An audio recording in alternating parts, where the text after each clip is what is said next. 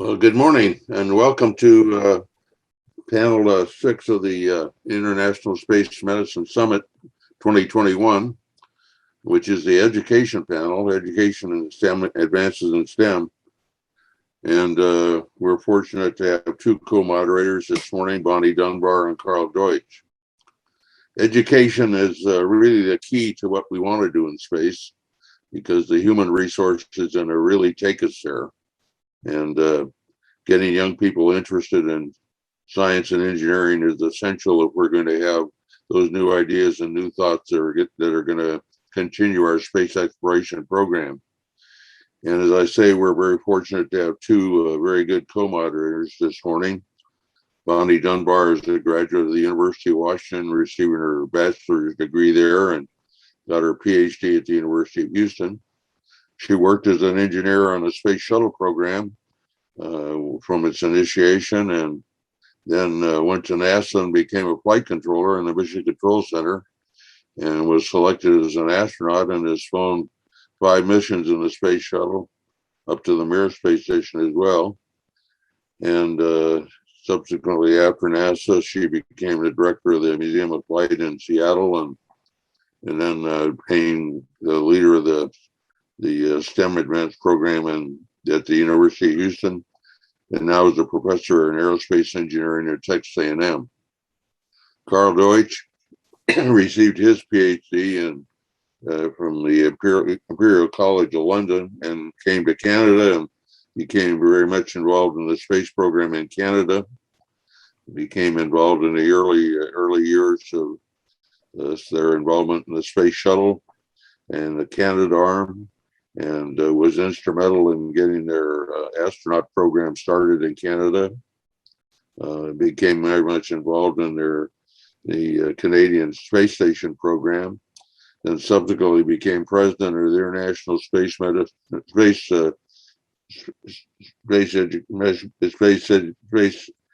International Space Station in University in Strasbourg, France, and served as president of the IF as well. So I'll turn it over to the two very well qualified co-moderators.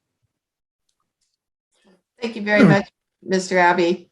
I'm going to just extend, first of all, gratitude to be able to co-moderate this again with Karl. We've been doing this several years as a little bit of a tag team. I'm going to and would like to extend my welcome to everyone that's joined us today, and also the panelists. And as you probably heard, education is one of my passions. I think it's been a passion of all astronauts, and certainly at NASA while I was there. And it will continue to be. It's an important part of our future. But at this point, I'd like to hand it to Karl to give you some of his thoughts also from a broad international perspective. Karl? Thank you, Bonnie.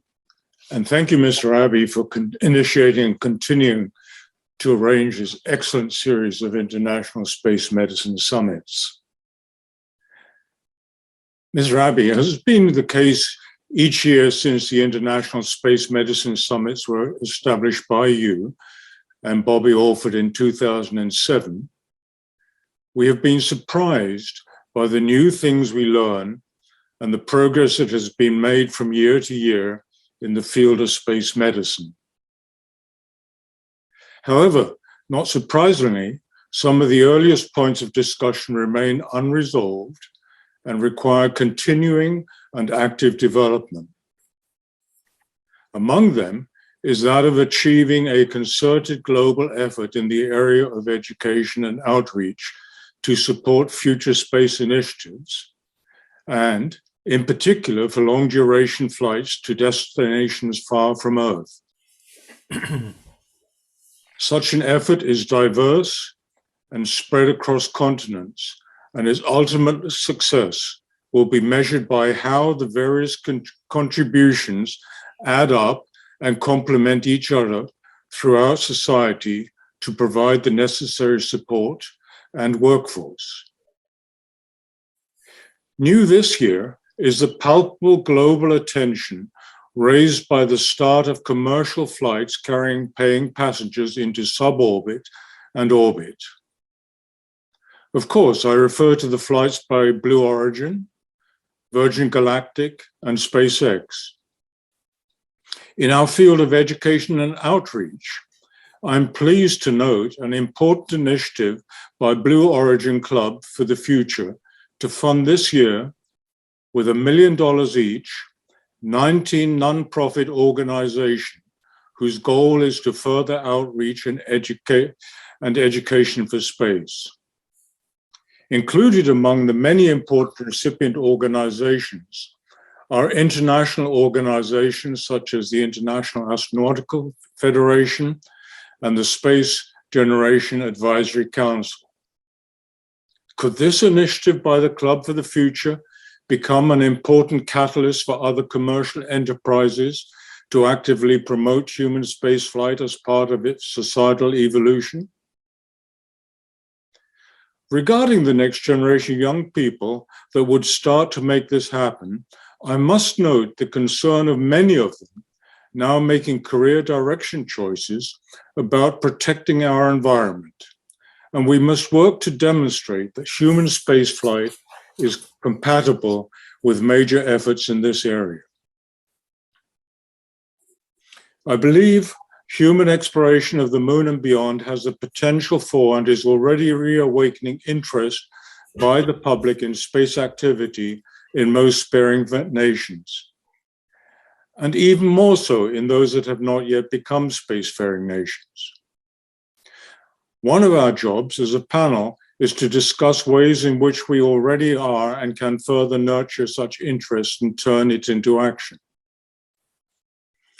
Over the years, space education panels have assessed this situation and made recommendations on how we could do better. Ideas have been presented as the outcome of the concluding discussion groups of each summit. Some of our recommendations have come to pass, but many still need a focused collaborative effort by government, industry, not-for-profit organization, and education systems to make significant inroads. Some of this is happening in space agencies and such large organizations representing international space activities such as the International Astronautical Federation through its annual congresses, the United Nations Committee on the Peaceful Uses of Outer Space, UNESCO, and some of the organizations represented on this panel. Where do we still have work to do? By the young and the public to have interest in and to engage in space activity. We have to develop internationally accessible databases of outreach material and the best practices for outreach, including use of social media. Provide funding and opportunities for the next generation to access professionals and to gain hands-on experience, and to strengthen links to education systems in their curricula. I should be particularly interested in hearing from the panelists, perhaps in the discussion period of the panel, how pilot schemes can be converted to broad-based initiatives in education and outreach as the world readies itself for long-duration missions on the moon and beyond. Each panelist will give introductory comments, and this will be followed by panel discussions of various topics raised. Chris Barber will be our first panelist to speak. Chris has had an interesting background in finance and school leadership before focusing on founding and directing the International Space School Education Trust, ISSET, in 1998. He has since worked with astronauts and space scientists to inspire young people with face-to-face programs in the UK, USA, Russia, Norway, India, Mongolia, China, the Arctic, and Australia, and has also established a range of astronaut-led leadership and team-building programs for executives and business schools. Chris Barber, over to you. Thank you, Karl. Thank you for the very, very nice introduction. I thoroughly enjoyed your summary of where we are and where we need to go to. I think one of the things to say, and I'm sure amongst the panelists, I'm a long way from being alone in saying that we still continue to have programs ravaged by COVID. For instance, we were due to have nine student experiments launched on SpaceX 24 next month, but because our scientists couldn't travel to Florida, those have been put back until the spring. We were due to have face-to-face programs in Thailand, Singapore, Saudi Arabia, and Australia. And again, COVID has managed to postpone those quite nicely for us. We did manage two face-to-face programs. One was with King's College London, and the other one was for us a breakthrough program in Newcastle in the northeast of England, where for the first time ever, we raised all of the funding through local businesses to provide a space education program and have youngsters get their experiments into the International Space Station. That program was led by Mike Fall and Barbara Morgan. We've moved forward, as you were saying, about social media and working online. We have a new online girls space education program, which is freely open to girls worldwide to join in. And the girls' challenge is to design an experiment for the International Space Station. It's an 8-week program, and it's led by some great people, including one of our panelists here, Linda Godwin. Also, other astronauts joining her in the program, making contributions are Nicole Stott, Joan Higginbottom, and Dottie Metcalf-Littenberg. We also have a team of 5 or 6 astronauts, of which very notable is NASA's Associate Chief Scientist, Tara Rutley. It's not just about space and science, it's about building competence. So the program in its 8 weeks covers team building, the environment of space, how to brainstorm and work with people in a group.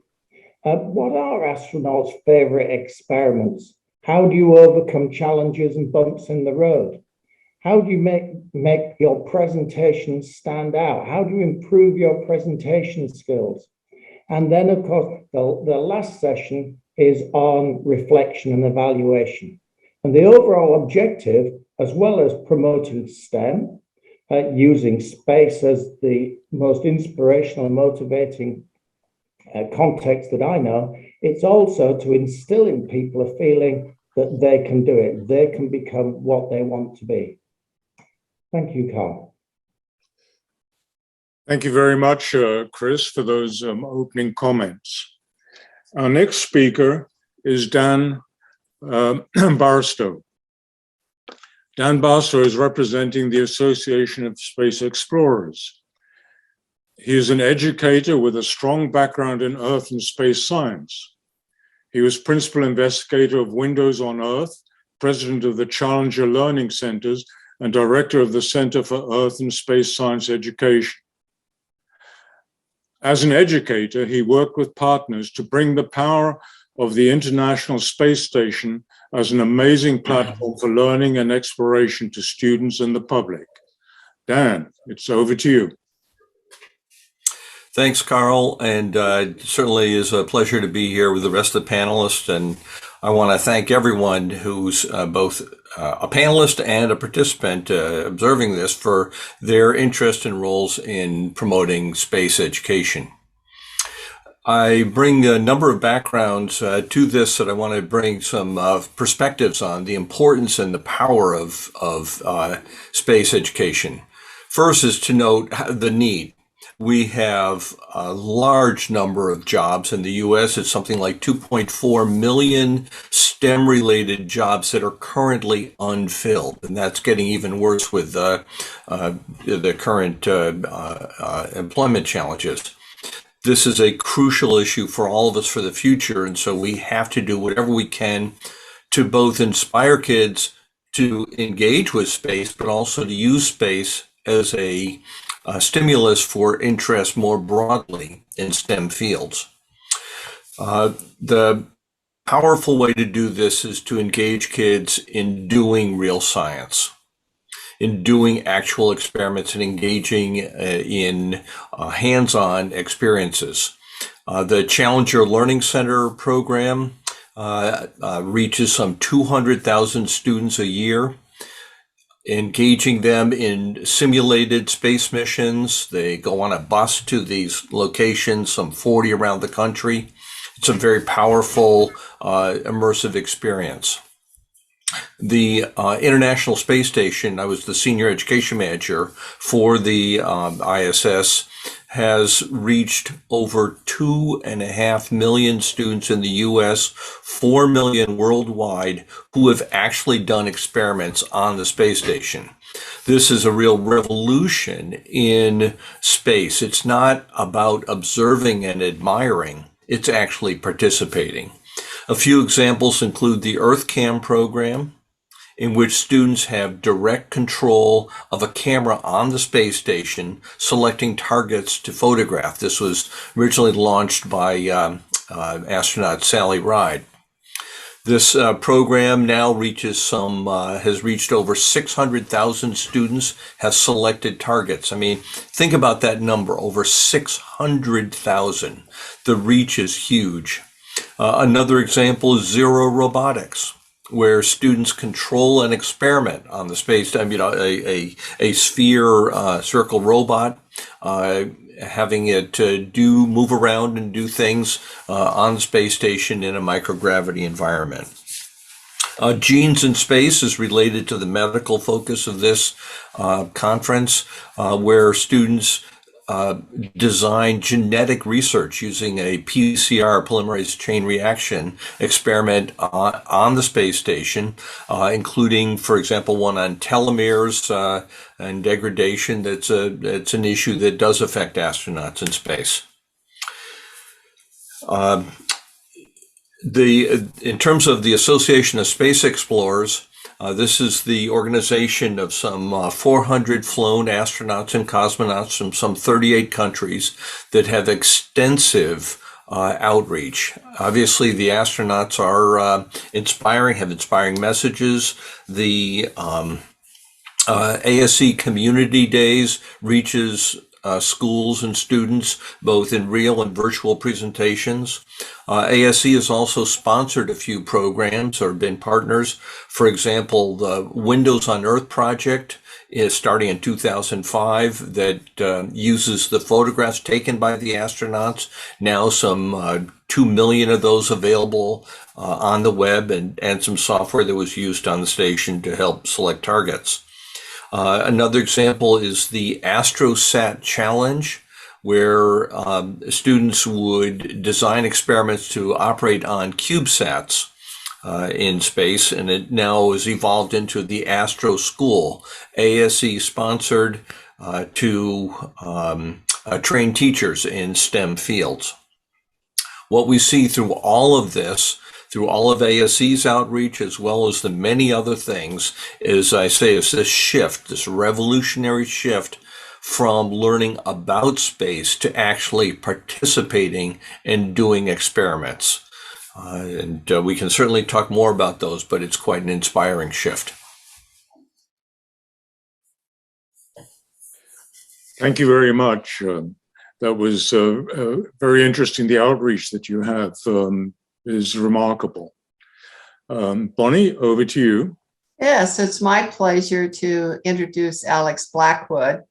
Alex and I have had a long collaboration extending more than 20 years. He was the engine behind the Scottish Space School, which started in Glasgow, Scotland, and maintaining his energy and interest in education. He's now the director of the International Education Business Partnership Network. And that is an independent, not-for-profit global network of education, business, and community partnerships. And he will tell you more about it, but it really encourages and facilitates partnerships at the local and international level. He routinely brings teachers to the Clear Lake area at the NASA Johnson Space Center. So it's my pleasure to introduce Alex Blackwood.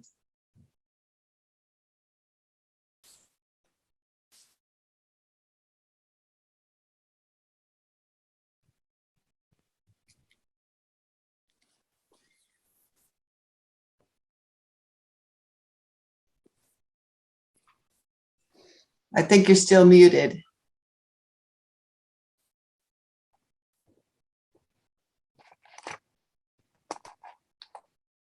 The host can unmute him.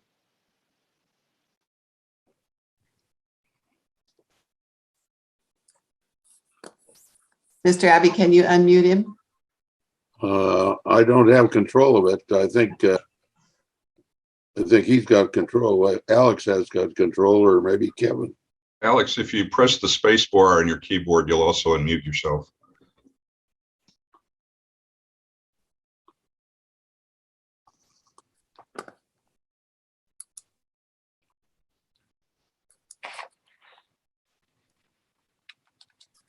I don't see him on the list of participants. Oh, yes, I do. Yeah, he's there. Yeah, he's got good video.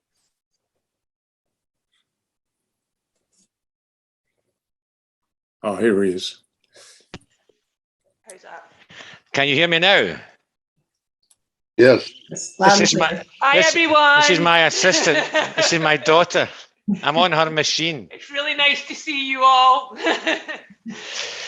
Well, so welcome. I'm actually in North Carolina at the moment, visiting my daughter Natalie, and that's who set this up for me.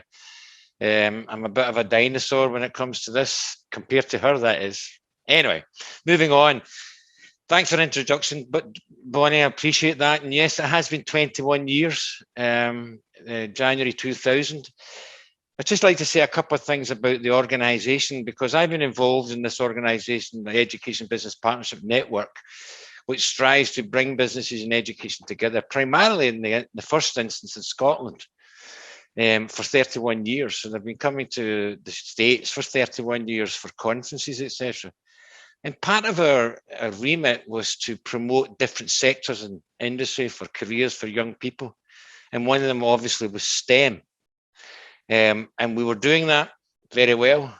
But then when I met Bonnie in Glasgow all those years ago, and then I met George Abbey the next year, we started on this space and STEM, the Scottish Space School, which became very successful, very busy. Had lots of people over in Scotland.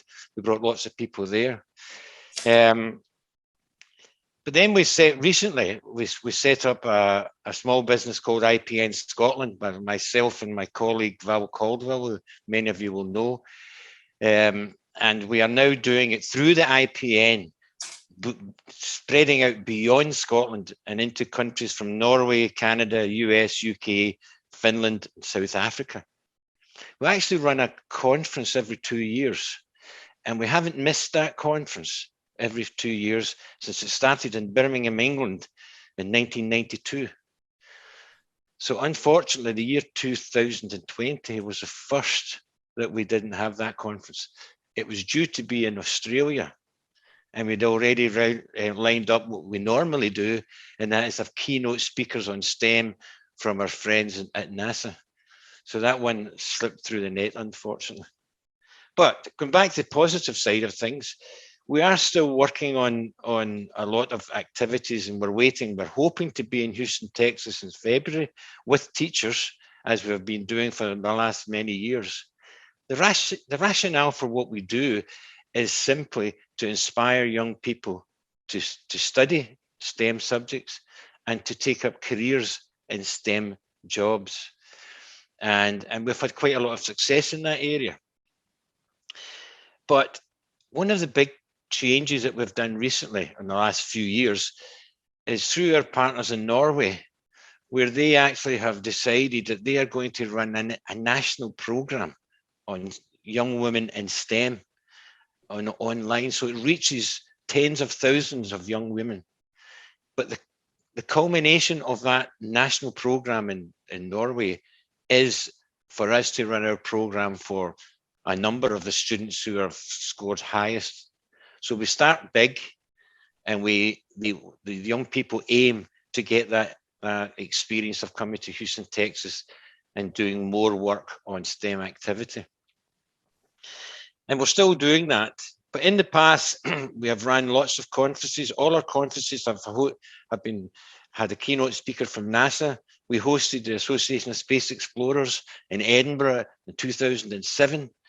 It has built up a huge amount of interest in this activity. And really that is the aim, is building young people to think about a career in STEM and how exciting that can be. And what better to do that than link them with the science and technology that's involved in the space program. So we're still doing that. We've had a delay, but we will be back. And we hope that lots of people from all over the world will be coming with us.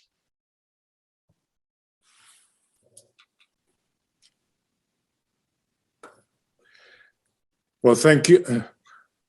Thank you very much, Alex. We move on now to Ludmila Burakova.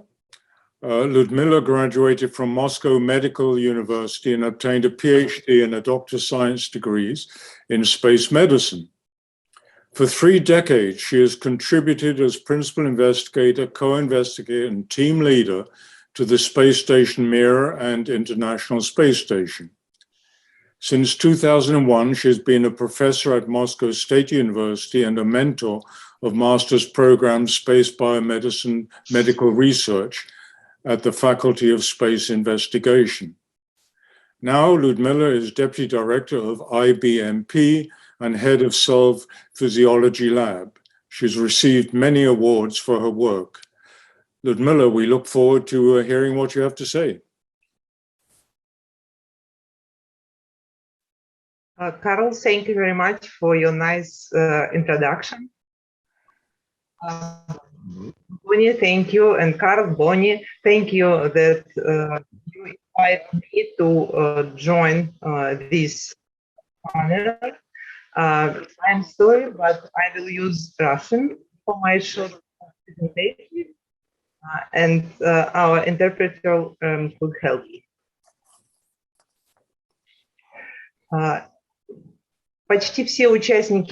Almost all the participants of this panel and our summit, they know very well that our institute, the IBMP, it's not an educational institute, but it's a scientific and research academic institute.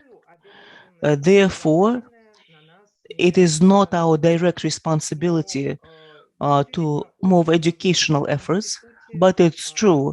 For many, many decades, we have open programs for PhD students to train PhD students in space, biology, and medicine. I cannot say that we accept a lot of students every year. Usually, it's about 10 to 15 students each year. We have a special license from the Ministry of Science and Education to train these students, the postdoc students, and this is a well-oiled machine and a system to work with people who are eager to work in space medicine already. Our program for postdocs is a bit wider because we cover aviation medicine as well as the physiology. But I think on Thursday at the panel, we talked quite in great detail about issues related to spacesuits. For our students, it's easy to understand because they study decompression, sickness, as well as what's related to wearing suits and stuff. That's all related to postdocs. That's related to PhD students. But my lab consists of young researchers that each one of them graduated from that program. So they all came to study under the auspices of our institute. They defended their PhD thesis, and now they're part of our staff. In addition, together with the Moscow State University, as Karl said, we have a new faculty, a new department in Moscow State University. It's called the Faculty of Space Research. We have a master's degree there, which is called Space, Medical and Biological Experiments. Each year, we have about 10 years who join the program, and then for 2 years, based on our institute, IBMP, they train on technical biology, space, medicine, and then defend their master's thesis. And then they have a chance to continue their PhD studies at our institute or explore other colleges and institutes for PhD programs. Our institute also has several framework agreements. So in other words, there's no financial component, but just framework agreements. We have such an agreement with the Moscow Medical Institute, Moscow Aviation Institute, where engineers are trained, and then they come and work with us. And when we talk about bringing students and youth into our industry, it's very important. I like the English phrase which says hands-on education. So when we have students not for lectures only, of course we have lectures and that's part of the educational standard process, but then they come into our lab and they start learning different methodology and get immersed into the lab work directly. Then we confirm and concur the research subject in the form of different seminars, and then they continue working on this subject. So the master's degree students who go to Moscow State University, then they come and work in the framework of our lab, and then we find the professor for them, and then starting from the first day, they start figuring out different scientific methods and start getting involved in the research work. In addition, in Russia, the Russian Foundation of Fundamental Research developed a special grant for students when a PhD student, postgraduate student, can apply and get funding for their own research projects. This funding can be used for buying chemical components to participate in a space research conference, to get connected or get a subscription for special internet platforms where you have to pay to participate. So in other words, everything is done to provide the opportunities for postgraduate students to use their time and research in the most efficient manner. During these 2 last years, we found ourselves in a very unusual situation, and the process of exchange on the international level was not as fast as before. But we have had this experience at our institute as well, including the Baker Institute. Jeff Sutton made a lot of efforts for our graduate students to have an internship in the US. 2 graduate students, postgraduate students went to France. 2 postgraduate students went to Germany. And a lot of them are making a super great career in the medical space field.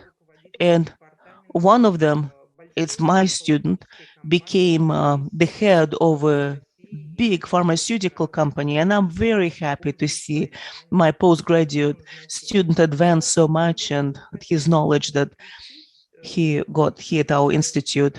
And wrapping it up, my brief presentation, I wanted to say that all postgraduate students and special funds are provided. They participate in various conferences, and every year we also organize a special conference for young researchers as well as postgraduate students And sometimes it's a colloquium, sometimes it's a different format. They have a chance to present the work they are conducting, and they have plenary presentations. And it's not only for the young researchers, but also our researchers, as well as the cosmonauts. And we're very thankful for our cosmonauts to participate, because it really brings a lot of interest, and they can hear firsthand from the cosmonauts about how experiments are conducted, what is involved, etc. So that's always brings a lot of interest when a cosmonaut participates. So we do a lot of things to advance that, and quite a few students participate. So we have the post-graduate education, PhD education, etc. And then a lot of the graduates remain at IBMP. They continue working with their mentors and professors. And thank you very much. This is how we work at IBMP. Should you have any questions, I'll be happy to answer them. Thank you. Well, thank you very much, Ludmila, for giving this perspective of a person who's already decided on a career in the field, and how you can help support them. Bonnie, it's over to you again. Yes, well, thank you. Although Dan Burbank wasn't able to join us today, I wanted to just say a couple things about him before I introduce Linda Godwin. Dan is now teaching at the Air Force Academy, U.S. Air Force Academy. He received his bachelor's degree in electrical engineering from the U.S. Coast Guard Academy and a master's degree in aeronautical science from Embry-Riddle Aeronautical University. While he was in the Coast Guard, he logged more than 4,000 flight hours in helicopters, and then became an astronaut. He flew in 2000 on STS-106, and then he went to the space station on Atlantis for the STS-115 mission. That was his final trip. It was 5 months long. He then joined the Collins Aerospace Company, working as kind of a senior research engineer, and then joined the Air Force Academy. So we welcome him into this group of astronauts that have gone into academia. And of course, one of those is Dr. Linda Godwin. She earned her master's and doctoral degrees at the University of Missouri. She spent 915 hours in space on 4 space shuttle flights, and also performed 2 EVAs, or 2 spacewalks. She retired from NASA in 2010, and then for 8 years was a professor at her alma mater in physics and astronomy, and has since retired, and as you heard earlier, is still very involved in educational programs. So Linda. Thank you, Bonnie, for that nice introduction. And can you hear me okay? Okay, fine. Yeah. So I want to thank Bonnie and Karl for moderating this panel, and Mr. Abbey for, for continuing this education component of the International Space Medicine Conference. And as we all know here, it is really important. And we all know that STEM is important to all students, just because it teaches critical thinking skills and problem solving. And we don't need everybody to become a scientist or an engineer or people in our field, but we do need some really good students to come out of the educational system. So I thought I'd just make a few comments about my observations and what I was involved in coming back into academia after being at NASA. It's not news, I think, to anyone that my department, and I'm still employed at about 1/10 of a rate there, at least for another year or two. In my department, we are still interested in striving in recruiting more undergraduates and graduate students with more diversity, women and underrepresented minorities. And this is not news to anybody. And to get these students in general, all of them, we need to have made connections in earlier grades. We've made several efforts to reach out to college students, some with limited success because most of them are already set on a track by the time they reach college.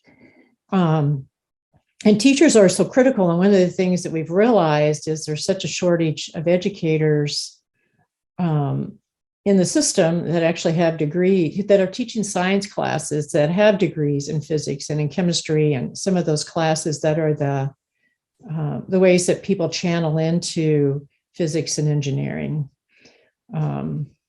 So there's an organization named PhysTech. It's a part of the American Physical Society and an international teaching organization that compiles a lot of data on this. And there's about 2/3 of our higher education institutions that have a secondary education program. 2/3 of them really graduate 0 teachers in high school physics, for example. So this is really an area that's impacting us on downstream. And most of the states only have a fraction of the teachers they need in these fields. But small increases would make a big difference across the board if every institution could do a little bit better. So it's an important area to emphasize. And one of the reasons I'm bringing this up is that early in my years back at the University of Missouri, after I left NASA, I was involved as a co-PI in a PhysTech funded project to try to turn out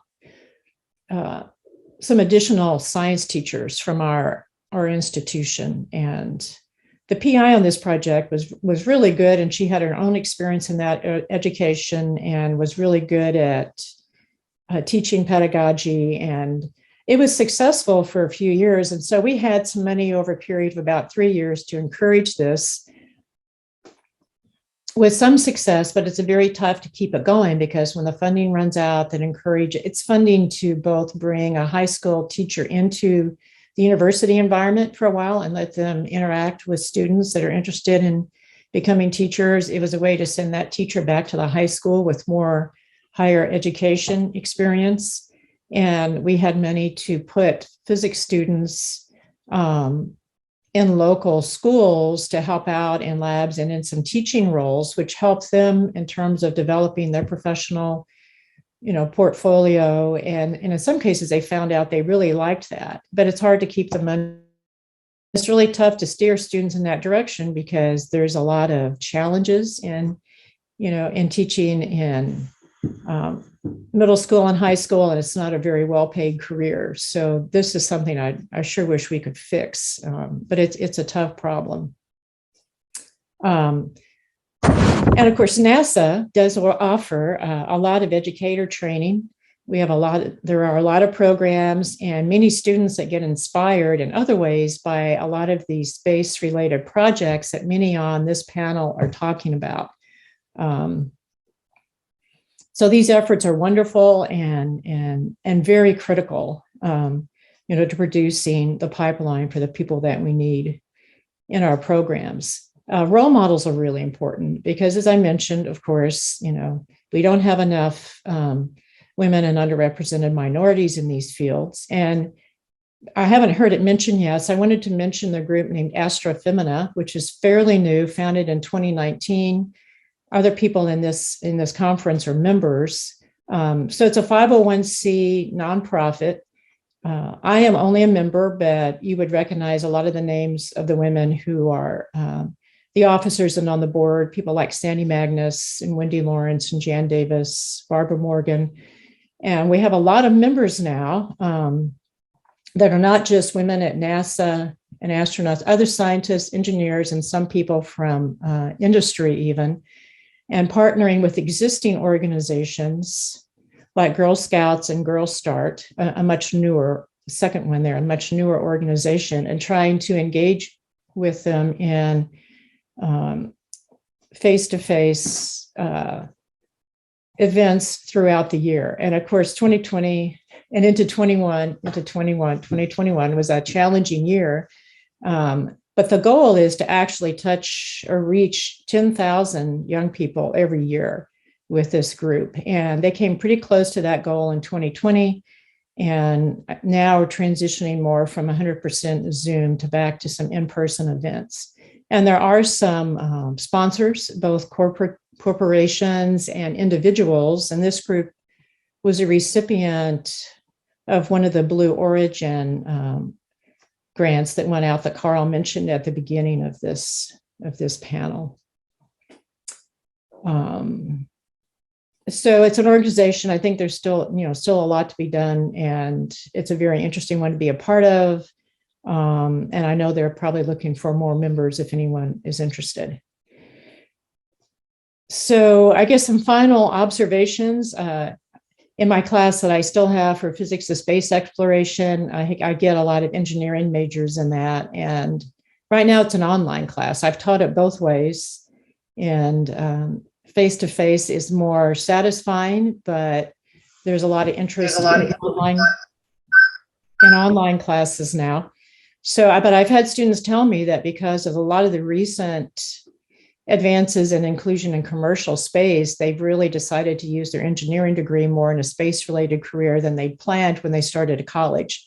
So I think one real positive thing we're seeing right now is with all the interest in commercial space, as well as all the really exciting missions that NASA's launching this year, this kind of raises all the boats, across the board with anything that has an aerospace or space component to it, that students are becoming really interested in that. So I'll just close though by saying our challenges are still early engagement and an increase in underrepresented groups. And I see the progress in those areas is a little bit slow, but positively moving forward. Thank you, Linda, very much. Interesting work. Off to you, Karl. Thank you. Francesco Fusco is our next speaker. Francesco is a rocket propulsion engineer with significant experience in international space and aeronautics programs. He is currently with a Boeing company and has worked on an impressive number of projects as a technical lead engineer.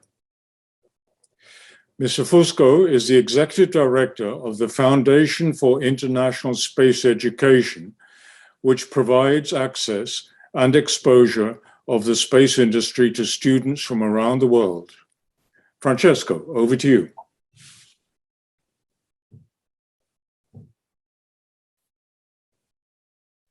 Good morning. Can you hear me okay? Yeah. All right. Well, for those of you that don't know, the foundation runs the United Space School, which is a school that opens to about 25 countries every year to 50 students. And the starters typically started online, and then we have them come to Houston for 2.5 weeks, where we do classes at University of Houston Clear Lake. Of course, with the pandemic, we had to switch format, and we had to stay online in the past 2 years. And so this year, we had another successful year, although with different challenges. Certain was the selection process was different this year. We had several countries, especially the one that they had most of their classes, the students had to take online, the regular school.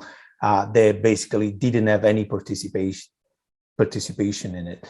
For the first time, a country like India, there's been very always present since we started the program, didn't have any students that wanted to participate. But we were able to reach the number from other countries, and it went very well. We had to switch format a lot, but the science that drives the students to apply, it's still a great career. This year we proposed them a mission to an asteroid, and they could choose between mining, manufacturing, or the transportation to go from and to from goods and person. Program went very well. The students still participate and where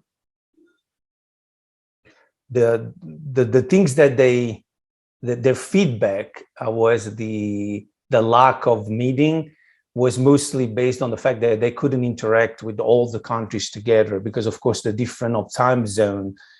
We have to limit the participation, the moments of the program where every students were getting together.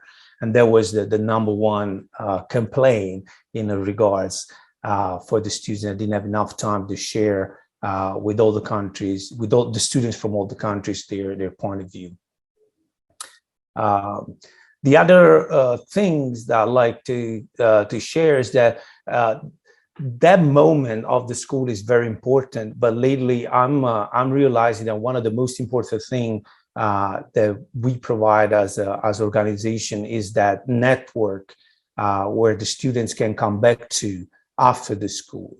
I've been involved with many of them doing project in aerospace or approaching work experience that they need some sort of support. And the fact that they have someone where they can rely on it and can give them advice, it becomes really, really important.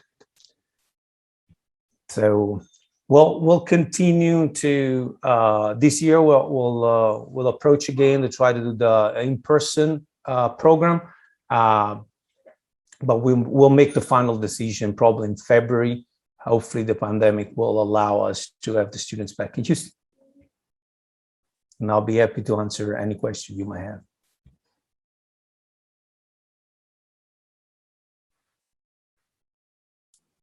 Thank you, Francesco, for that overview of your current work and the impediment of COVID that has hit so many organizations. Our next speaker is Michael Lembeck, who is a clinical associate professor in the Aerospace Engineering Department of the University of Illinois. He is also the director of the Laboratory for Advanced Space Systems at Illinois, providing students with opportunities to design, build, and fly experimental CubeSat satellites. Dr. Lembeck has 40 years of experience in commercial space, in government contracting, and as the Requirements Division Director for the Exploration Systems Mission Directorate at NASA headquarters. As that, he led the development of requirements for the original Constellation Orion program. Michael, over to you. Thanks, Karl. I'd like to thank Mr. Abbey as well for the opportunity to join these panels. It's very educational listening in on the other sessions as well. And Bonnie, good morning. Thank you again for having me here. As Linda mentioned, one of the problems we have today is addressing diversity and inclusion in our programs. And it turns out that a lot of our young women coming into our program here tell us that their counselors in high school kind of waved them away from aerospace or engineering in general. And so we have to start there if we're going to develop a pipeline of good students coming into the university. And to that end, our Illinois NASA Space Grant Group does go out and hold summer camps for students and counselors to show them that they are able to participate in these programs and there's nothing to be afraid of. And that's been very successful. We're also starting to develop the pipeline by going out and addressing projects, hands-on projects that middle school and high school students can participate in. At the middle school level, we've teamed with our 4-H extension group here to develop what we call an educational development unit. And we've all heard of EDUs as engineering development units, but in this case, we're taking a small CubeSat and putting it into high schools. We've just received an order for 12 of our EDUs.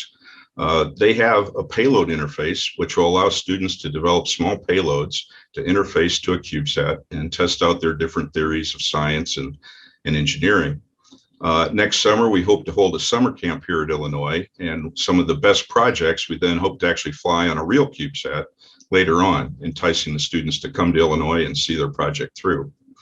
We've also teamed with the DoD on a national STEM development, something we call our Vertically Landed Rocket Challenge. And in this case, we're going out to high school students and trying to attract them with videos, social media, and an actual hands-on project to drop a rocket from about 15 meters up and have it propulsively land, just like SpaceX does, and demonstrate that the principles of the large programs in engineering can actually be done by high school students to bring them in. And this will become a national competition after 3 years as we go from an in-state to a regional and then national level. So we're working on bringing in the students of high caliber to the university. And once they get here, then of course we have to have a good program of classes. And we've developed a good program like most universities have in aerospace engineering. But one of our most popular classes here is our Introduction to Human Spaceflight. And I'm forever indebted to Jim Voss at UC Boulder for a lot of the source materials for that class. He helped us kind of put that together. The the little UFO over my shoulder here, of course, is getting a lot of attention these days with the reports coming out of the Pentagon. And this year, we're formulating a course to see how we might address these phenomena with engineering principles. And that's also receiving a lot of attention from students who'd like to see, what's behind what's going on there. Of course, once you get through with the classwork, you want to go out into industry. We have two real purposes here at the university. One is research along with education. So our CubeSat lab provides an opportunity for students to actually develop their skills on real spaceflight hardware. We recently deployed our CapSat satellite in October off the International Space Station, and it's been doing a physics experiment with the University of Waterloo and the University of Illinois Physics Department. We also recognize that these CubeSats, because they're educational in nature, tend to be high risk. So we've got a two-prong approach for that as well. The high-risk educational satellites, where we know we're going to be doing things that students are learning on, may not make all the right decisions at the right time. But we also have some really valuable research, world-class stuff that we're doing with the Fermilab up in Batavia, Illinois. And for that, we've joined up with a consortium of industrial partners here within the state of Illinois, small aerospace companies that are providing us with internships, job opportunities, and most importantly, membership in our classes and in our lab to help the students learn about things that they are learning on actual spaceflight hardware. So with those opportunities, we think we're trying to address the pipeline from not only down in the grade schools and the high schools, but also keep them here in the state after they graduate so that they can get jobs and become productive members of the aerospace engineering industry. So that's our end-to-end program here, and definitely appreciate the opportunity to talk about it here on the panel today. Thank you. Thank you, Michael. As always, stimulating to see what you're achieving. Bonnie, to you. Thank you. Well, it's my pleasure to introduce Steve Robinson, also an astronaut.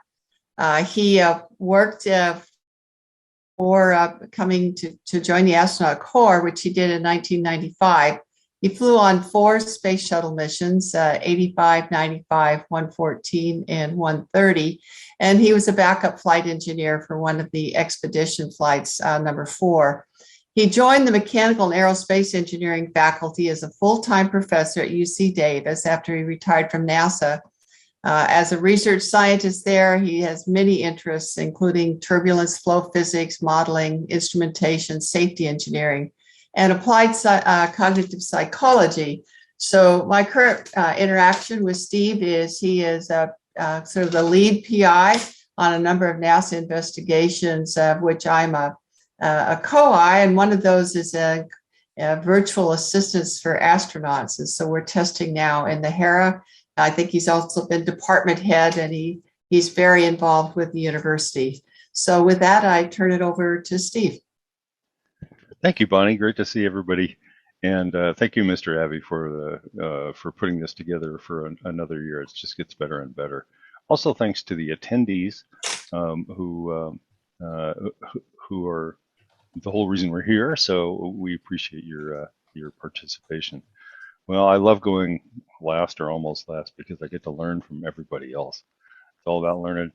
And here at UC Davis, which is in Northern California, if you don't know, near Sacramento, we have, it's a large school, almost 50,000 students here, a big engineering department, and mechanical and aerospace engineering is a combined department, which we think is a great advantage. I've been here for, gosh, this is my 10th year, I can't believe it, after 37 years at NASA. So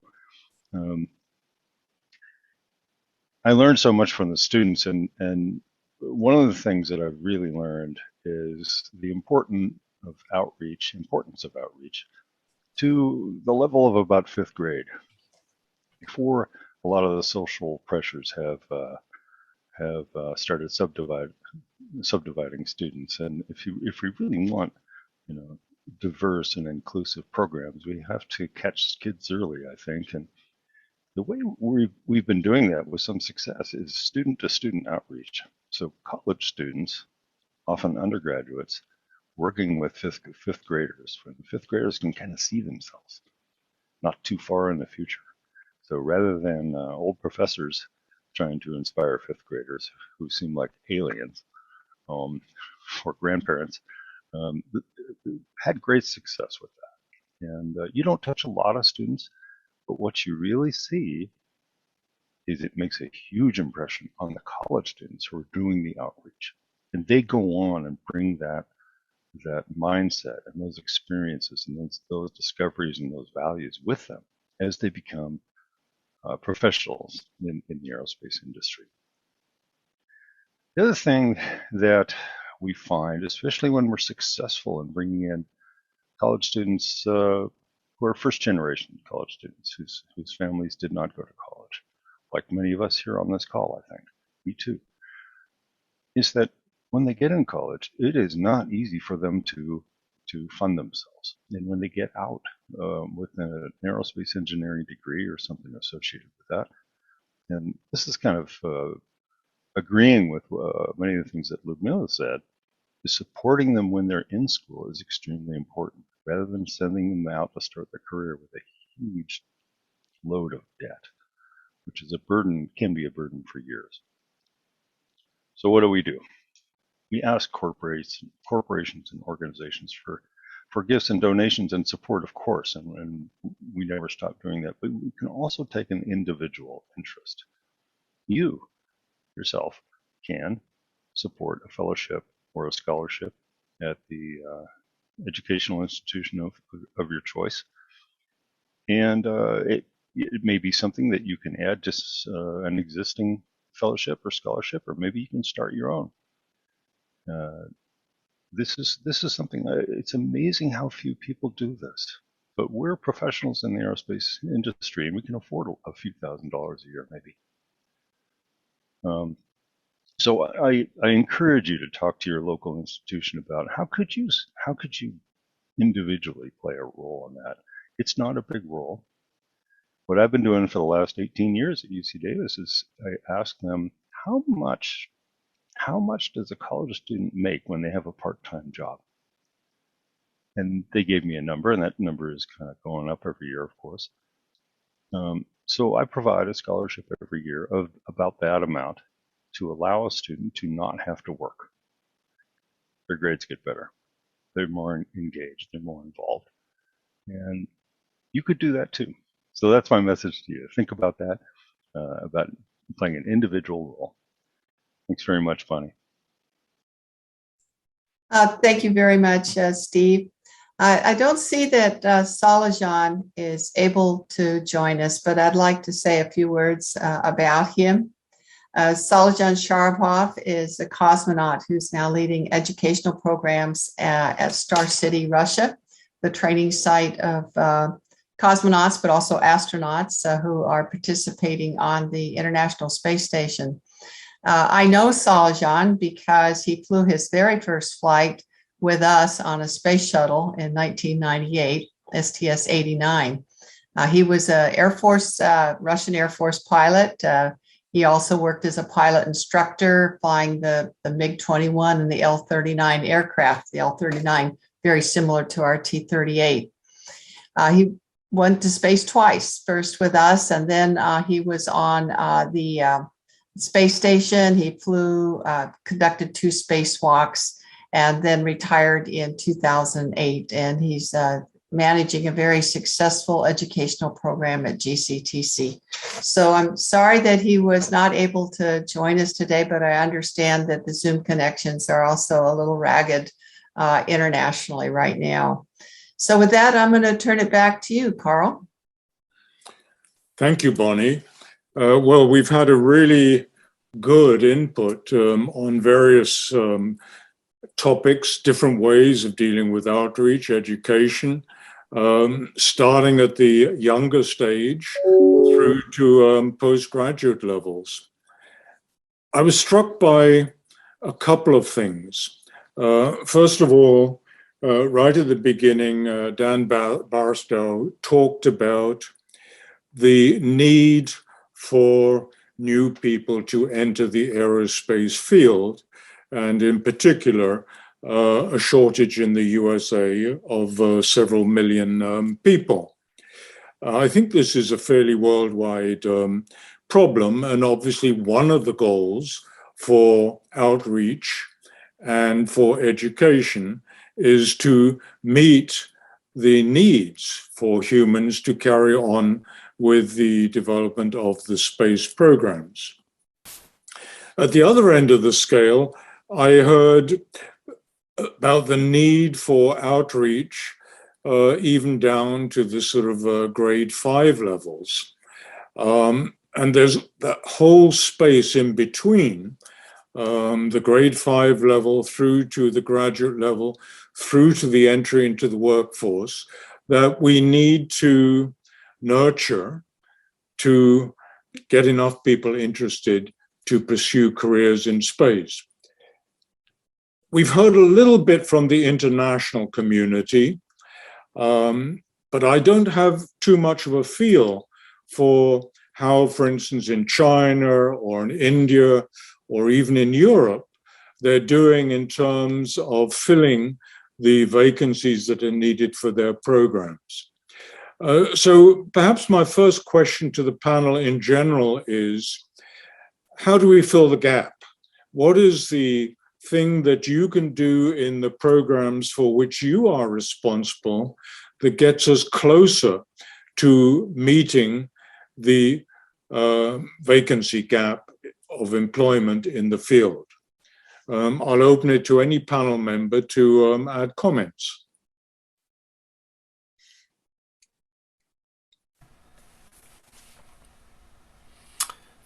If I could, Karl, can I make a couple of comments?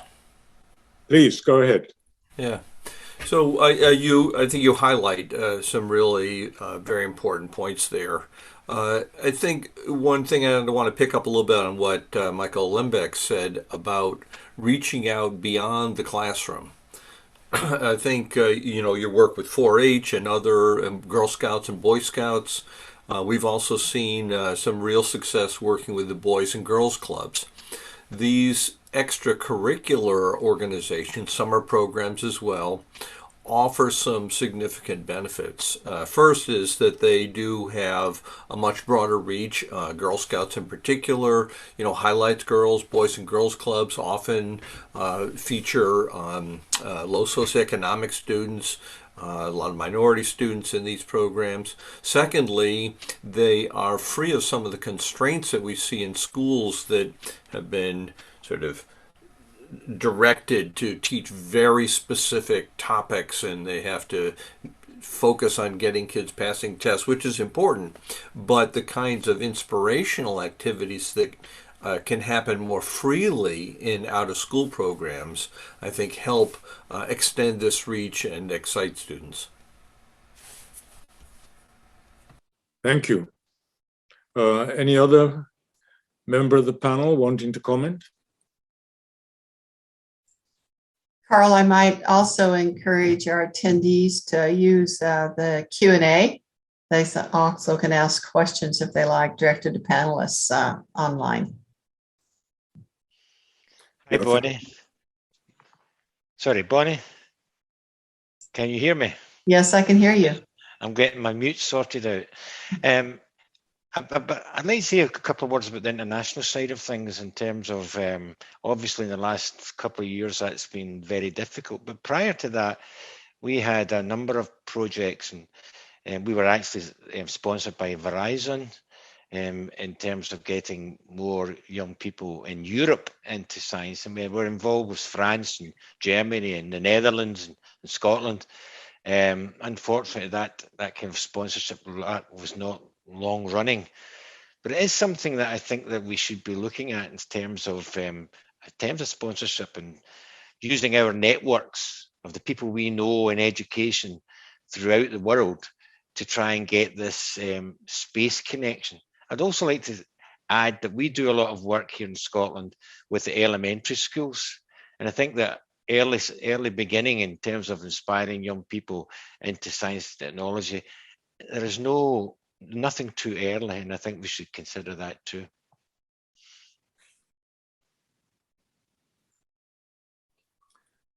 Thank you, Alex. Perhaps I Карл, can. вы слышите меня? Карл? Yes, please, Ludmila. Excuse me? Yeah. Can I say some words and add to this discussion? Please do, Ludmila. Go ahead. Действительно, дефицит Indeed,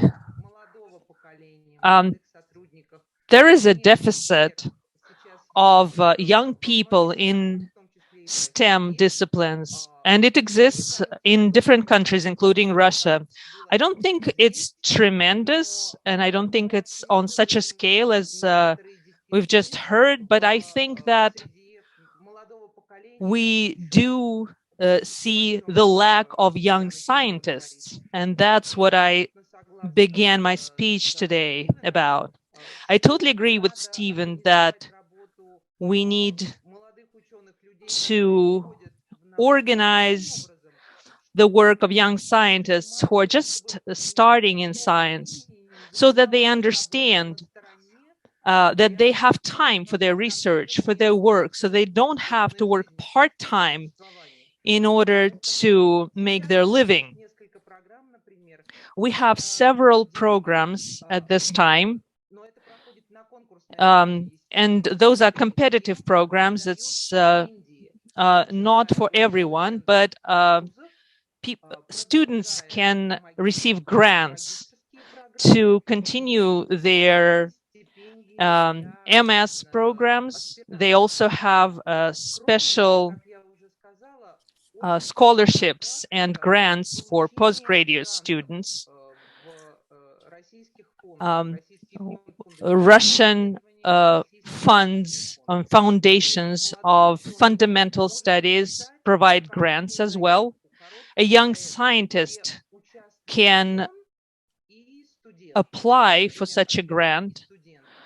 So the postgraduate student and the student can provide this application, submit this application together, and they would receive funding for their activities. Also, we need different programs for supporting our postdoctoral students, because it is such a shame when they leave science early. This is why I totally agree with you that we absolutely must provide programs to support young scientists and STEM students financially. Also, I think that it is important to provide information about that as lectures.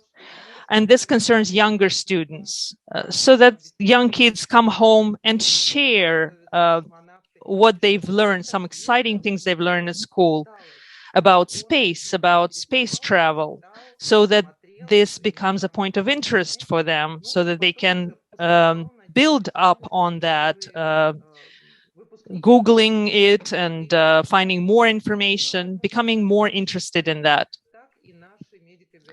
So this concerns everyone, including biological medicine. Thank you. Thank you, Ludmila, for those comments. I had something I was going to add on that. Karl, if you can hear me. Yes, go ahead, Linda. I really enjoyed all the discussion today, and I really like what Steve talked about in that, you know, everybody can do something in terms of like helping to support a student or that. And I think that sometimes getting a project initiated that is large in scope and all that, I mean, those have a lot of challenges, and it takes a team of people to make it work, and it can be tough to get going, but everybody can do something. And I think supporting students in their higher education is really important. And what does it take to really inspire a student? And some of this made me think about with the James Webb Space Telescope, of course, big in the news, and the young woman who received, she's at UT Austin, but she received the largest grant so far for observing time on that satellite, is actually from my local community here in Columbia, Missouri. I never knew, I mean, she left this community before I moved back, but her big inspiration was the planetarium that exists at a local high school here. And so that was an avenue that for her really inspired her to go into that field and become very successful, very talented young woman. And then in later years, she was involved in some fundraising when that planetarium needed some renovation and upgrading to keep going. So having facilities like that supported in a local community are really important as an add-on to the traditional education that these students are getting in K through 12. So I know here we run, the people who run that run almost, everybody in this, every student in this community gets some exposure to that facility, which is really nice. Thank you, Linda. One of the things that I've noted is that a lot of the discussion is at the national level. What is happening in a country, its workforce. We obviously do have some international programs, but on the whole, most space endeavors are international now. And I'd like to see if there are some ways in which we can get the young people at the start of their careers, maybe even still as students at university, to meet internationally. And this obviously needs some sort of support. But I would suggest that all of these workshops, conferences, congresses that are run include a panel to which entry is competitive of young people to talk about what they believe, what they think for the future as well. The International Astronautical Congress does this each year.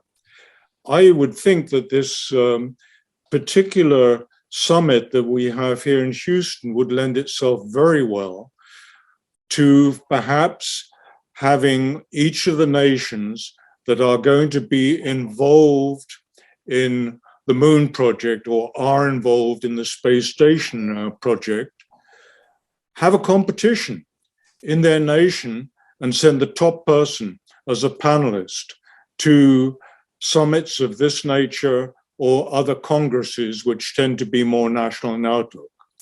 I'd appreciate hearing some comments from panelists as to whether they think this would be a useful mechanism for engaging the international aspect for the people who we hope will become the leaders of the future.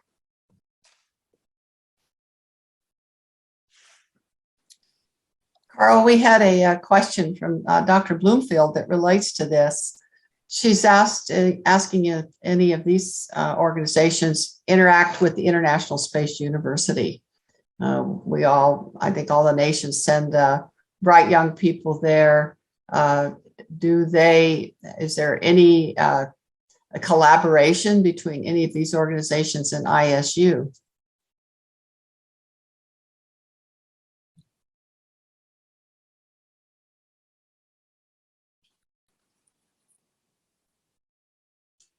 I think Alex is coming back on.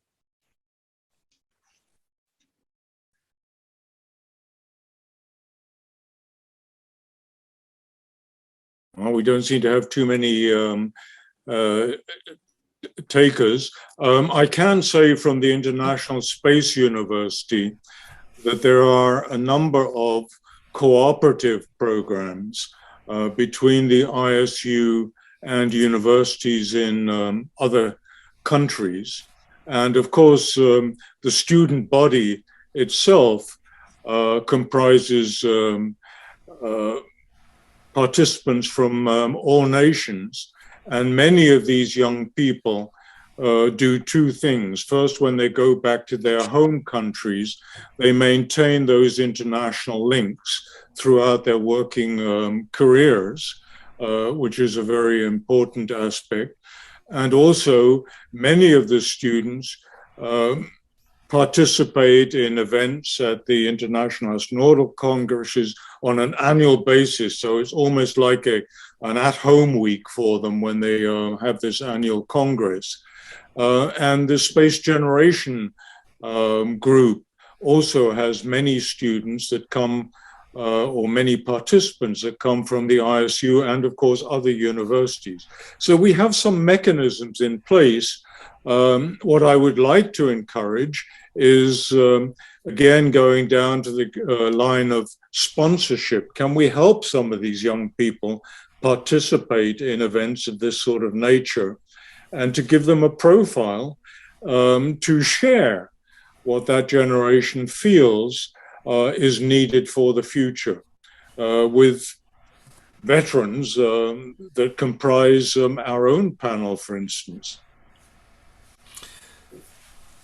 Karl, if I could add on some comments, I think this whole discussion about international connections is extremely important. I think the power of the essential connections that can be made among young people that can have long-term ramifications of a bigger sort of global mentality. Say that the Association of Space Explorers is a perfect example of, here's, flown astronauts and cosmonauts from 38 different countries, been working together since 1985 as just an example. Another one is, the International Space Station itself, the education programs, many of them, and now we're talking pre-college level, are truly international. The Zero Robotics program is an international competition with students from a dozen or more countries participating in it.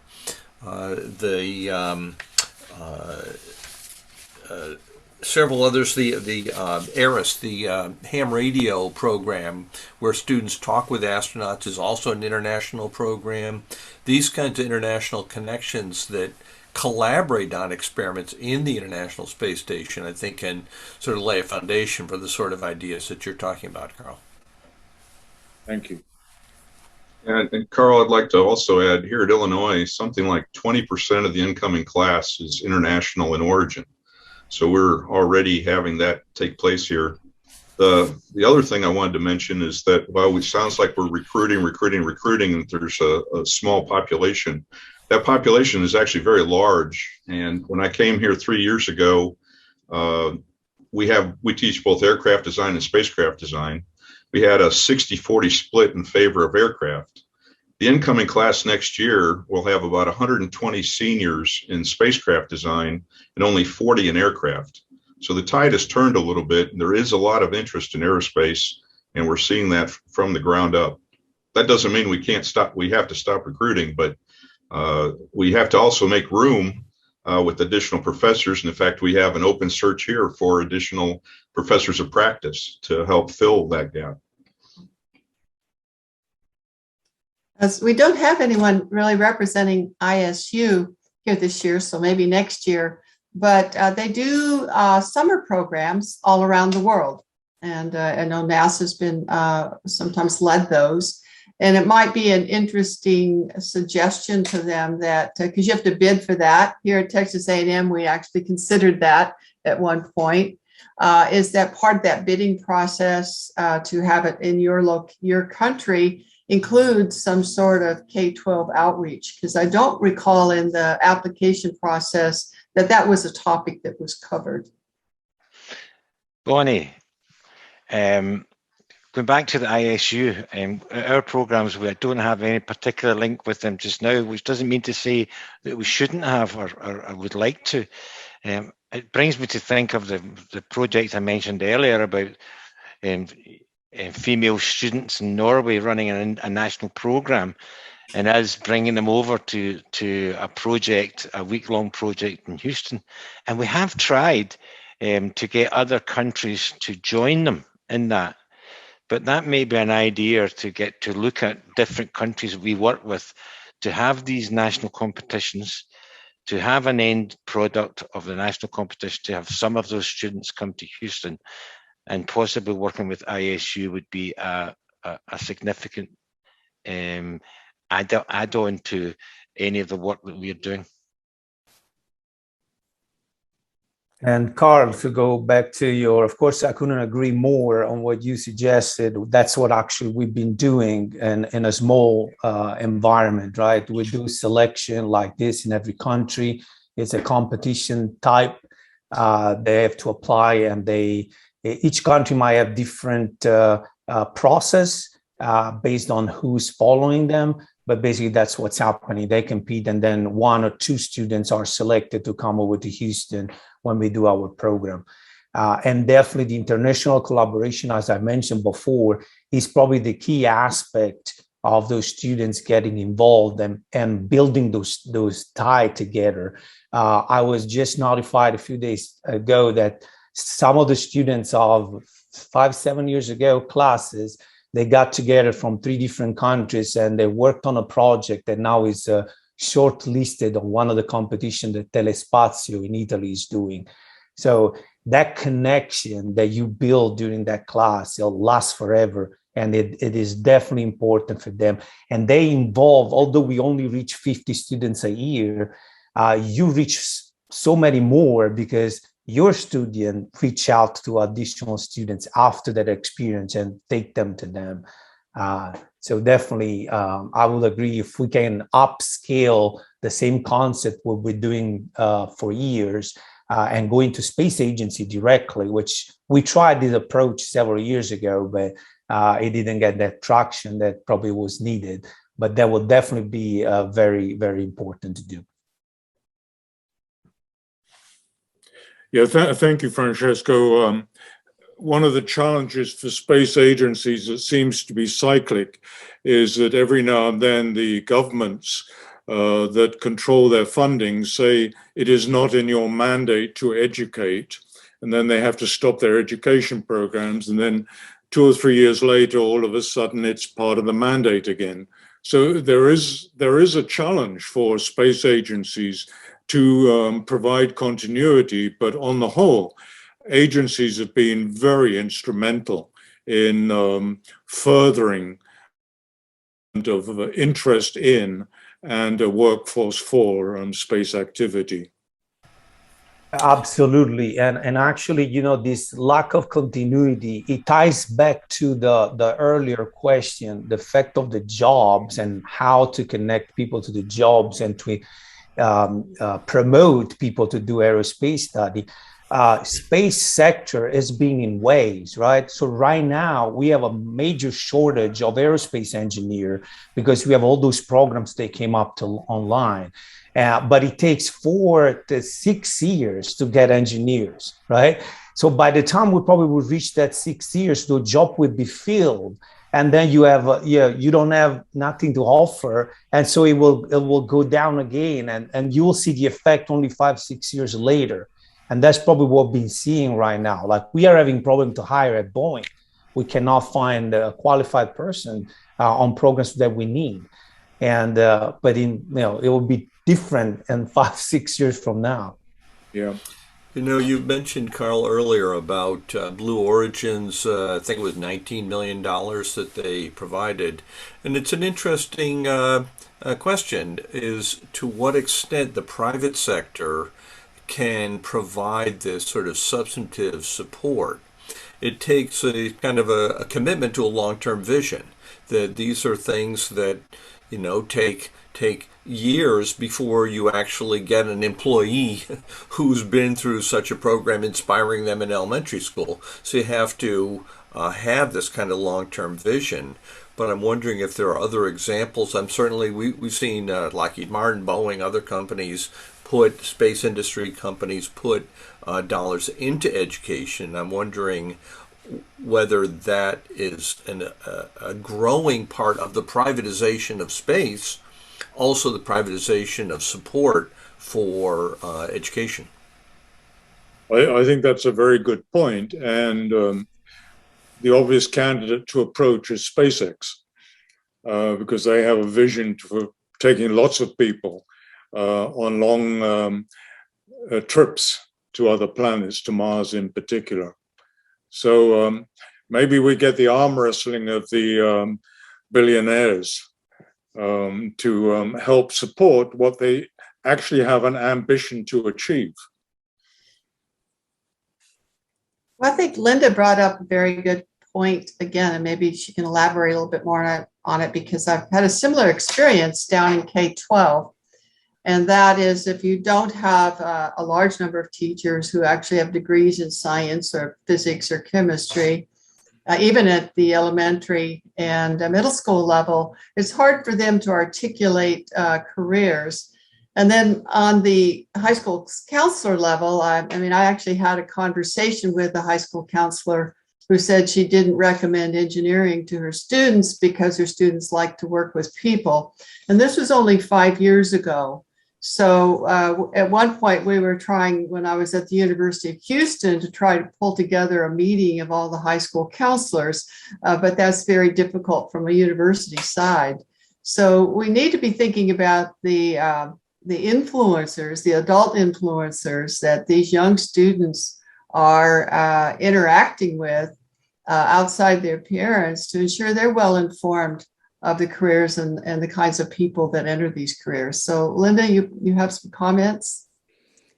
Well, I realized looking back, I was really fortunate. And back in the day, it was quite a while ago when I was in high school, that I had a really inspiring teacher in my high school science classes. And I now realize that's not always the case. And I actually have no memories of being influenced by a high school counselor at all. I guess I just fortunately was kind of neutral. So I was able to do what I wanted to do. And I've decided neutral is not bad when the alternative is hearing things like, it's still being said today. And, so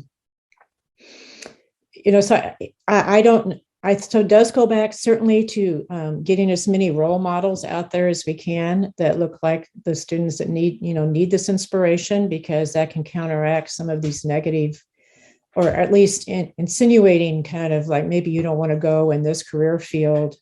And I think that also goes back to inspirational teachers, of which there are many, but certainly not in every school. So inspiring educators, getting role models out there. The more that students in these schools can see people that look like them and understand what careers are out there.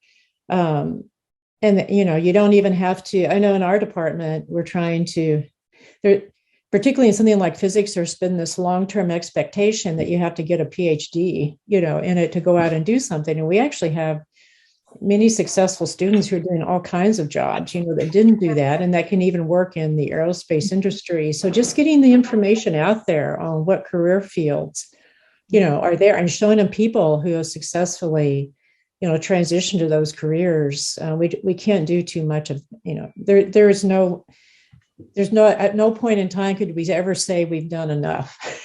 Because there's just always a greater need. And unfortunately, what you described is still out there. And I don't know how to fix all of that. You can just do the next best thing, I think, in our own community, and then participate in these larger efforts where we're trying to get the message out. Well, I think it was mentioned earlier that space, and maybe it was by Dan and several others, is the inspiration. So I didn't care what the person looked like that was going into space. I was excited by space, and that was about when I was 9 or 10. And it was through my fifth grade teacher, Mr. Miller, who would read a chapter out of a science fiction book every Friday afternoon. There was only one copy in the library, so there was one TV station and no serials, black and white. So that was our serial science fiction movie, if you will. So that was because middle school students, they don't know what careers are, that they need to get something that's going to connect and excite with them. And that isn't always getting into the classroom, we're finding out, because as someone pointed out earlier, the state curriculums get pretty well set. And my sister just retired from about 30 years as a K-12 teacher. And I sent her most of her space material, which she would introduce sort of as a side because it wasn't part of the curriculum. So I agree with Dan and some of these other organizations that students can interact with. I was in 4-H for 9 years, for example. Linda's affiliated with Girl Scouts and other organizations. And I try to talk to groups of boys and girls because I talk about teaming. But some of these other organizations are very receptive to this outreach and love space. So space badges, space projects, other programs that they can relate to. And any comments? Yeah, I think that But one of the things that will put young people off is because, you know, you, Bonnie, and Linda that spoke before, there's millions of children around the world would like to emulate you, but they don't think they can. And I think that the challenge is to actually get over to them that you were not born as astronauts and engineers, that it was a difficult road and that they can do it, but they can't necessarily do it tomorrow, and that making the effort is worthwhile. But I think it's this thought that I could never do that is the big challenge to be overcome. Well, and I think that's an important concept. Fortunately, I was pretty ignorant growing up on an isolated farm. I didn't see the negative stuff because we didn't have social media and TV, just, you know, books and the Sputnik mission and then Alan Shepard. But Karl brought up something that we've discussed from year to year, and that's the influence of social media. At our last get together last year, one of the recommendations was, you know, can we find an organization that'll provide us a landing spot for all of our links, you know, someplace to go. At that time, shortly afterwards, I talked to Dr. John Charles, who was the Space Center Houston scientist, and he was all for this. Spoke to him in early 2020. And unfortunately, he suffered a medical emergency, and he's recovering well. But we would like to possibly pursue that after this summit as well. So at least you can say, go to this site, and then all of your organizations and all the information would be available through a kind of a network.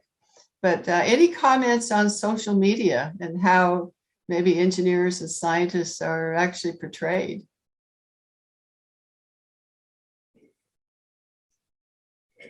It's a tool, and I think it's up to organizations to get out there and use it as best as possible and to make a presence. And in terms of social media, you know, out of your office, you do have Scott Kelly, who described on one of the platforms as the world's foremost science influencer. So it is possible if for people that really go for it to actually influence and to get out there, but it's about making the presence, a determined presence.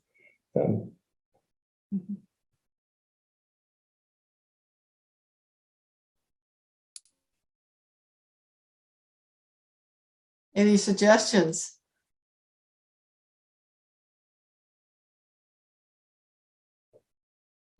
Let me circle back to the question of teachers. During my tenure at ISU, we always tried to get one or two teachers onto the program. And it was remarkable how influential just one or two teachers going back into their school systems was in terms of raising the perception of the importance of space. So I think if there are other programs which invite people to come together for some sort of intense space education opportunities, inviting teachers might be a very powerful tool for spreading the word amongst the influencers, as was sort of said earlier. So I think we should use of that sort of nature to improve and enhance the teacher involvement. I think it's very hard to change the curriculum from the outside, but from the inside, there's a little more opportunity. Hi. Just on that point, Karl, we did some work on our Verizon project because there's a difference, I think, between changing the curriculum and actually accessing support for the curriculum as it stands. A lot of teachers would like to use space material to enhance learning and teaching, but I have difficulty because when you look at NASA's website or ESA's website or all the other stuff, if you want to say teach Newton's first law, but want to use a space activity. A teacher a committed teacher actually has a lot of work to do to actually find that material that's going to enhance the lesson that they want to teach. Our idea in Verizon, which didn't fully materialize, was to try each curriculum in the world has outcomes and objectives which can be matched to particular resources, space resources that can help teachers teach that. If in some way we could find, either through social media or through websites, a way in which teachers can easily find that material and link it to their outcomes and objectives for a particular lesson, then I think more and more teachers would be more comfortable in using that.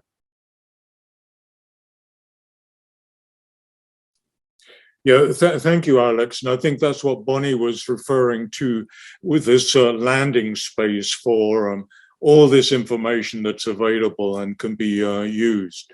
I think that's a very important step to make happen.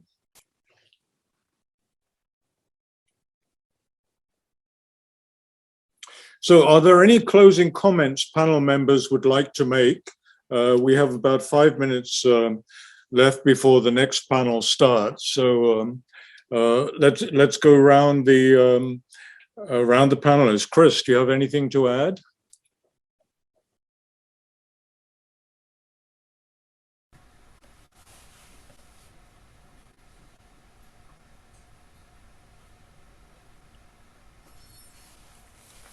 Karl, are you going to go through naming each person, or should we just chime in? Yeah, I was just going to go through each person quickly for a minute or so.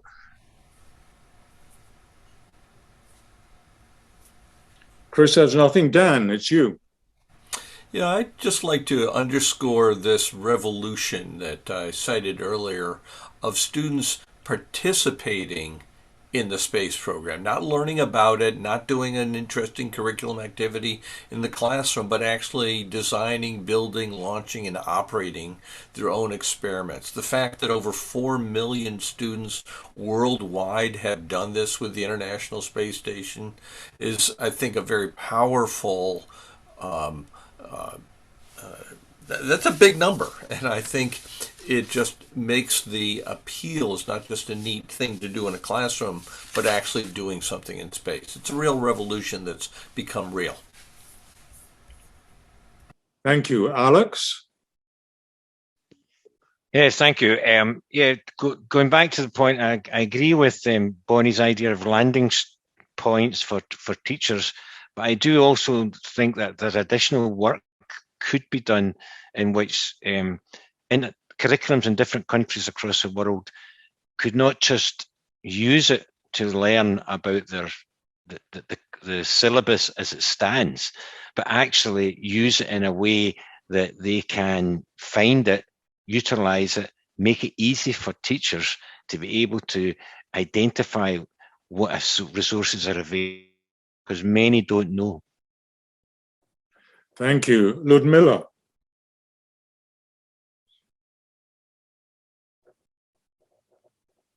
Well, if we're talking about high school, then I would like to point out that this year, it was the 16th anniversary of the first mission to space. So a lot of attention was paid to space exploration. And I'm talking about, of course, Gagarin's mission.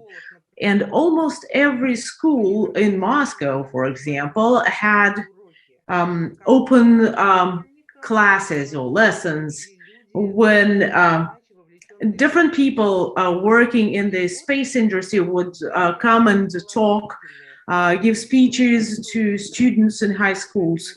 So I'm thinking that maybe such open classes, open door days is a good idea. Let's make them regular. Of course, they're free.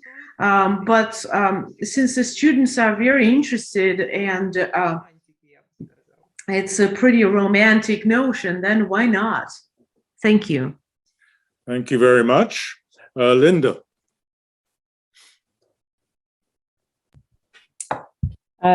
So I'm thinking to wrap up, I mean, there have been so many good comments today, and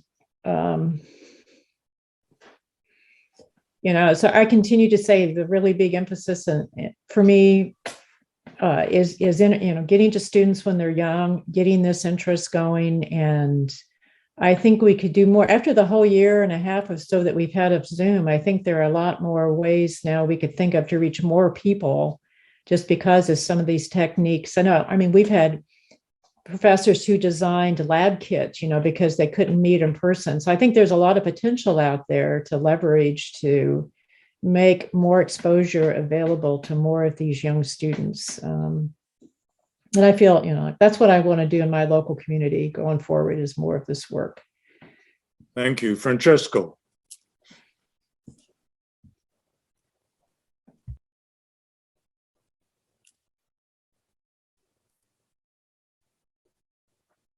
Oh, Francesco's silent. So, Michael? Well, we've talked a lot today about encouraging students to come into aerospace, but I'd also like to point out the back end of that process is getting more professors involved. When Bonnie went to Texas A&M, it kind of inspired me to look around for some of the options and return here to Illinois to give back a little bit. And anyone in the middle to tail end of their career, I highly encourage you to take a look at the openings for professors of practice. It's a very rewarding experience. It's a good way to give back a little bit of what you've learned.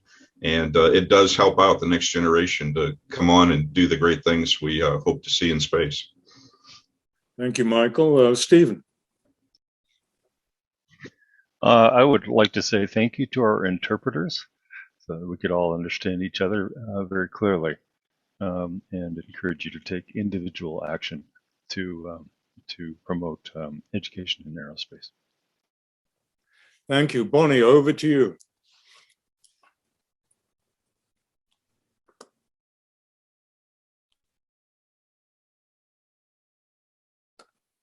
Bonnie? Just a quick note before we wrap up. Thank you, Mr. Abbey and the Baker Institute of Public Policy for sponsoring this once again. Thank you, Karl, for being such an outstanding collaborator and co-moderator. Thank you to our panel. It's always wonderful to see you again, and I wish we didn't have to wait on an annual basis to do that. Maybe we can have a mid-course meeting. And thank you to all our attendees. And again, if you have questions that come up later on, we will have breakout sessions later. Thank you so much.